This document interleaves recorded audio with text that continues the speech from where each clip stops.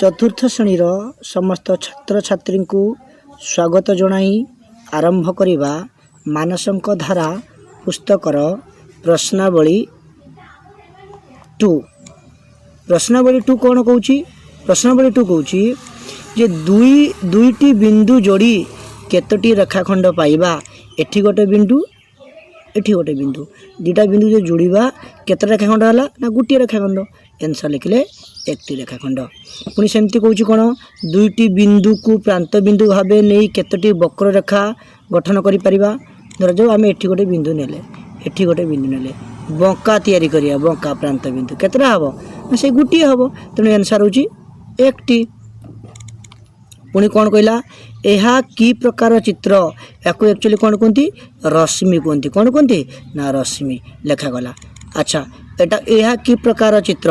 या कहते एक्चुअली सरल रेखा। रश्मि एमती हुए, रश्मि गोटे कड़िया रही रश्मि एवं दी कड़िया तीर चिन्ह रही कौन कहती?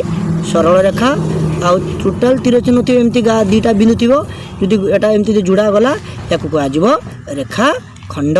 पुणी कहूँ सरल रेखा उभय पार्श्व असीम कि? असीम माने हाँ, असीम हाँ, अर्थात आम जिते टाणी पार से बढ़, जिते टाणी पार से बढ़ सरल रेखा। तेणु एटा असीम। क्यों रश्मि केउठी देखा जाए? गोटे उदाहरण दियो। रश्मि कौठी देखा जाए? लिखे टर्च, टर्चटा को लिखिपर बा सर्च लाइट लिखिपर आम। पुणी कौन कहला ना? दुईटी रश्मिर आद्य बिंदु बा मूल बिंदु गोटे बिंदु होता है एवं से दुईटी रश्मि गोटे सहरेखार न रुहंती तो कौन कहती? देख आम एटा गोटे बिंदु कौन कहला ना? दीटा रश्मि आद्य बिंदु गोटे, एटा गोटे, यही आद्य बिंदु गोटे, एठी गोटे कण रश्मि गोटे कराला, से आद्य बिंदु आ गोटे करागला। या कौन कह ना? कण कह। लिखिले आम कौन कहले ना? कण। पुणी क्वेश्चन नंबर 8 न कौन कहूँ? 8 रख आम बापा बुझेबा टिके। न कौन कहूँ? एच अक्षर रे केतोटी रेखाखंड अच्छी? एच रे केतटा रेखाखंड? एटा गोटे रेखाखंड 1, एटा गोटे रेखाखंड 2, एटा खंड 3 ना? कौन ना? जदि आम से दृष्टि देखिले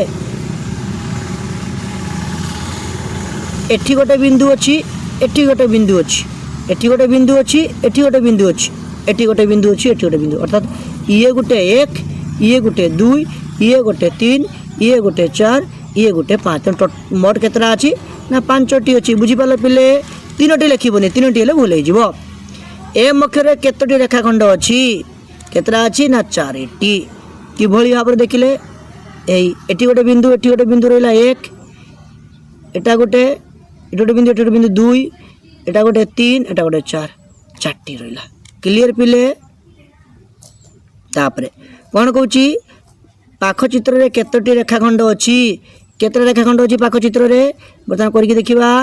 एटा गोटे रेखाखंड 1, एटा गोटे रेखाखंड 2, एटा गोटे रेखाखंड 3, एटा गोटे 4, एठू गोटे रहा 5, एटा गोटे रहा 6, एटा गोटे रहा 7। टोटाल केते रहा? 7टी रेखाखंड। तो लिखाई कौन? कागज उपरे प फ ब नामक 3टी बिंदु नियो। नेले ये 3टा बिंदु नहीं नेले, जनका ना प देदेले, जनका ना फ देदेले, और जनका ना ब देदेले। अच्छा, तापर कौन कहला? दी परस्पर को जोग कर दियाला। या एमती जोग कर दियाला। जोग कला कौन मिला ना? त्रिभुज मिला। तो चित्र कौन हम ना? त्रिभुज लिखि दियाला। क्लियर पिले? बुझीपाल ना? कौन असुविधा रहा? तेणु यही प्रश्नावली 2 जहाँ भी प्रश्न थिला आम विशद भाव में आलोचना कले। आशा करुचे तुम या भल भाव में बुझी।